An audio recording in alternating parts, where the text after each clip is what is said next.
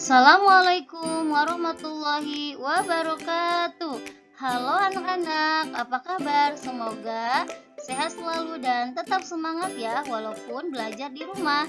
Nah, hari ini kita akan belajar tematik tema 5H, yaitu muatan pelajaran IPS tentang usaha ekonomi perorangan dan usaha ekonomi kelompok.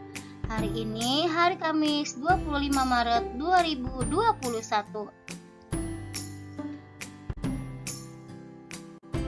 Nah, tujuan pembelajaran hari ini yang pertama adalah siswa mampu mengetahui bentuk-bentuk usaha ekonomi perorangan. Dan yang kedua, siswa mampu mengetahui bentuk-bentuk usaha kelompok. Nah, apa saja sih bentuk-bentuk usaha ekonomi dan ekonomi perorangan dan usaha ekonomi perkelompok? Oke, kita simak video berikut ini ya.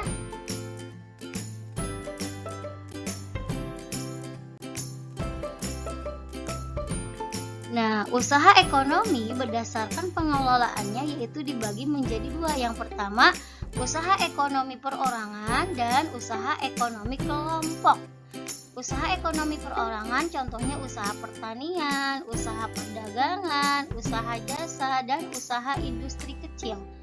Selanjutnya, contoh usaha ekonomi kelompok adalah BUMN dan BUMD. BUMN itu singkatan dari Badan Usaha Milik Negara dan BUMD adalah Badan Usaha Milik Daerah. Selanjutnya BUMS yaitu singkatan dari Badan Usaha Milik Swasta dan Koperasi. Nah, BUMS atau Badan Usaha Milik Swasta dibagi menjadi beberapa perusahaan, yaitu ada firma, persekutuan komanditer atau CV, dan perseroan terbatas atau PT. Nah, ciri-ciri usaha ekonomi perorangan. Yang pertama adalah modalnya terbatas. Yang kedua, dimiliki oleh perorangan dan dikelola secara sederhana. Selanjutnya, ciri-ciri usaha ekonomi kelompok yaitu modalnya besar, dimiliki oleh beberapa orang atau pihak dan pengelolaannya lebih kompleks. Nah, contoh usaha ekonomi perorangan yang pertama adalah usaha pertanian. Usaha pertanian dilakukan di areal persawahan dan tegalan. Usaha pertanian misalnya menanam padi, jagung, ternak, unggas, ternak lele, dan menanam sayuran. Nah, selanjutnya contoh usaha ekonomi perorangan yaitu usaha perdagangan. Usaha perdagangan biasanya berskala kecil dan sedang. Usaha perdagangan misalnya yang berskala kecil yaitu adanya pedagang asongan. Ya, ada pedagang keliling. Selanjutnya ada pedagang kaki lima atau disebut PKL. Kenapa disebut pedagang kaki lima? Karena mereka berjalan di trotoar, di mana tempat untuk orang jalan kaki. Selanjutnya, usaha perdagangan yang berskala kecil yaitu pedagang di pasar, warung, dan toko-toko kelontong. Nah, selanjutnya usaha yang termasuk ekonomi perorangan yaitu usaha jasa. Usaha jasa menawarkan layanan kepada orang lain. Usaha jasa misalnya usaha fotokopi, usaha salon, bengkel, usaha cukur rambut, dan penjualan pulsa. Nah, contoh usaha ekonomi perorangan selanjutnya yaitu usaha industri kecil. Usaha industri kecil merupakan usaha ekonomi pembuatan barang dengan modalnya terbatas. Pengelolaannya sederhana dan dilakukan dalam skala rumahan. Usaha industri kecil misalnya usaha kerajinan tangan, ada mebel, keramik, souvenir, tembikar, anyaman, serta industri kecil makanan. Nah, selanjutnya usaha ekonomi kelompok yaitu ada BUMN dan BUMD. BUMN adalah badan usaha milik negara, adalah perusahaan yang seluruh atau sebagian modalnya dimiliki oleh negara. Nah, contoh perusahaan BUMN ada BNI, PT Telkom, PT Pertamina, PT Garuda, Pegadaian, PT Kereta Api, dan sebagainya. Nah, sedangkan BUMD atau Badan Usaha Milik Daerah adalah perusahaan yang seluruh atau badan atau sebagian modalnya dimiliki oleh pemerintah daerah. Misalnya Badan Usaha Milik Daerah ya.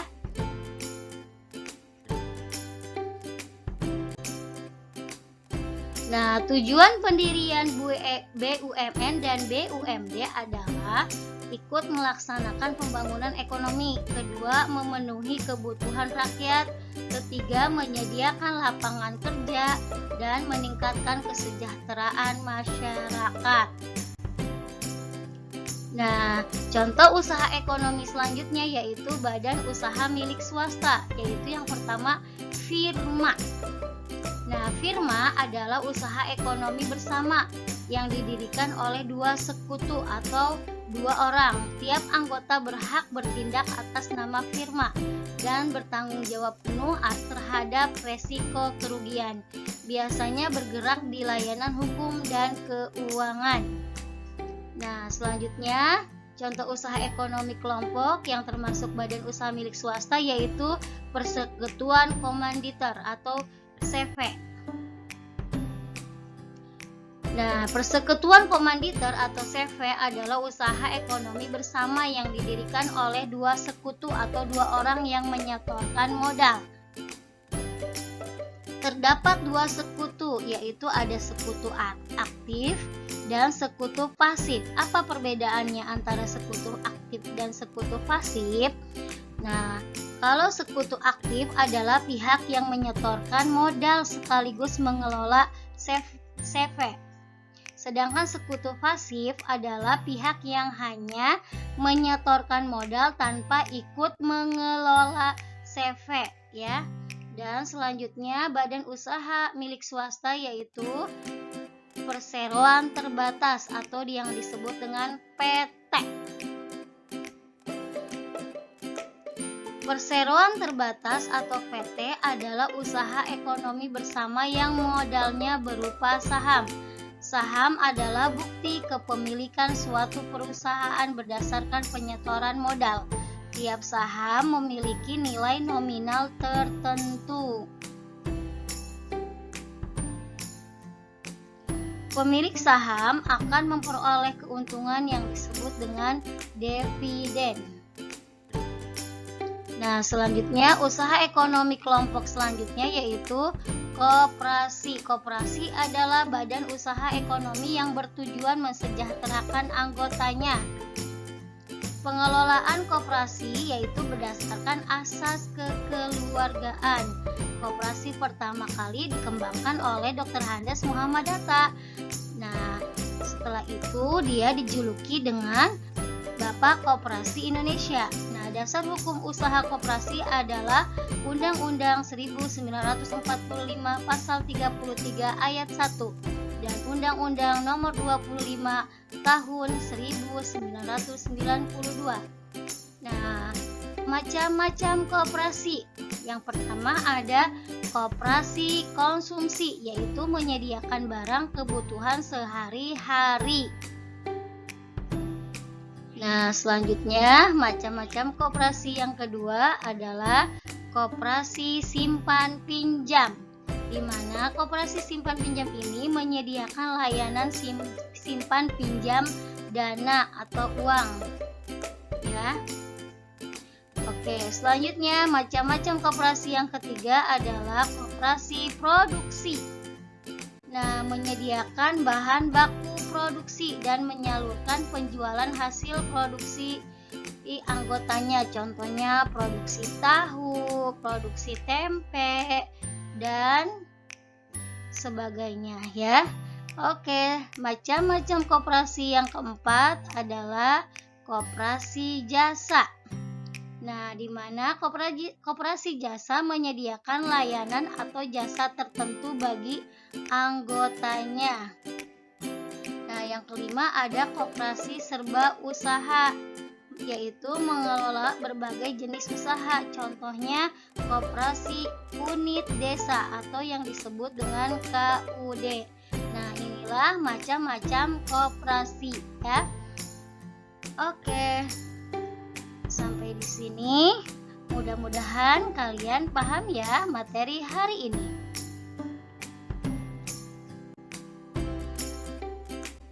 Nah, setelah kalian paham, silakan kalian latihan tematik halaman 71, tematik tema 5H. Oke, jangan lupa jawabannya dikirim ke Edmodo ya. Oke, semangat mengerjakan.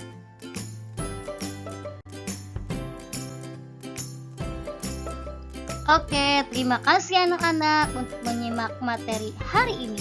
Marilah kita tutup pembelajaran hari ini dengan membaca hamdalah. Alhamdulillahirabbil alamin. Praise be Allah, the Lord of the world. Segala puji bagi Allah Tuhan semesta alam. Wassalamualaikum warahmatullahi wabarakatuh. See you next time.